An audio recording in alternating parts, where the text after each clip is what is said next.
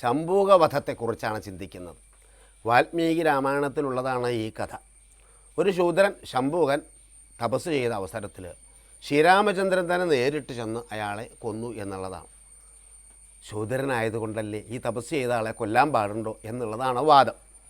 എന്തിനാണ് ശ്രീരാമചന്ദ്രൻ തന്നെ ചെന്നത് എന്നാണെങ്കിൽ ആ ശംഭൂകൻ്റെ ആവശ്യമെന്തോ അത് സാധിപ്പിച്ചു കൊടുക്കണം. ശ്രീരാമചന്ദ്രൻ അവിടെ ചെന്ന് ചോദിച്ചു, നീ എന്തിനാണ് തപസ് ചെയ്യുന്നത്, എന്താണ് നിനക്ക് സാധിക്കേണ്ടത്? ശംഭൂകൻ പറഞ്ഞത്, എനിക്ക് മറ്റൊന്നും ആവശ്യമില്ല, എനിക്ക് മോക്ഷം മാത്രമാണ് ആവശ്യം എന്ന് പറഞ്ഞു. ശംഭൂകനെ കൊല്ലാനായിരുന്നെങ്കിൽ ശ്രീരാമചന്ദ്രൻ നേരിട്ട് ചെല്ലേണ്ട ആവശ്യമില്ല.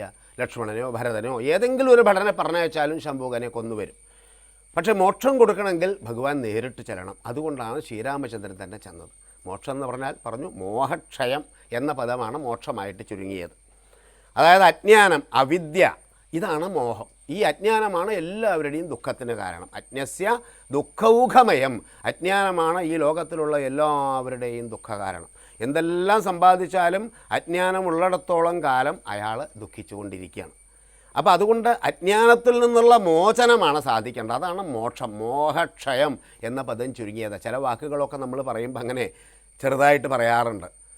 വടക്കുന്നാഥ ക്ഷേത്രത്തിൽ തൊഴുതു വരുന്നവരമ്മയോട്, തൊഴാൻ പോകുന്നവരമ്മ ചോദിച്ചു, പാർത്തുപ്പേരിയ ചോദിച്ചു.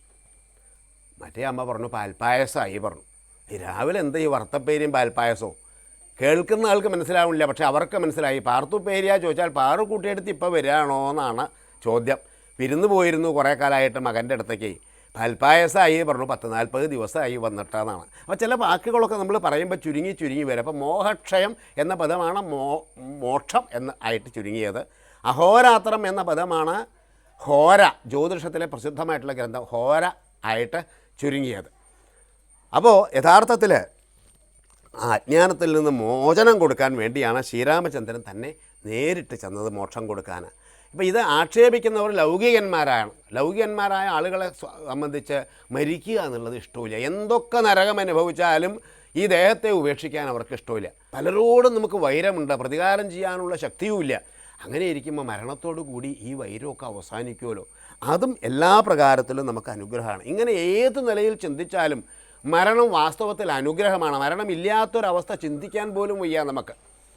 ഇനി ഒരുപാട് നേട്ടങ്ങളുണ്ട്, പക്ഷേ കൂടുതലൊന്നും വിസ്തരിക്കുന്നില്ല. അധികം മരണത്തിൻ്റെ മഹത്വത്തെക്കുറിച്ച് വിസ്തരിച്ചാൽ എന്നാൽ ഇന്ന് തന്നെ പോയിട്ട് ജീവിതം അവസാനിപ്പിക്കാമെന്ന് തോന്നും.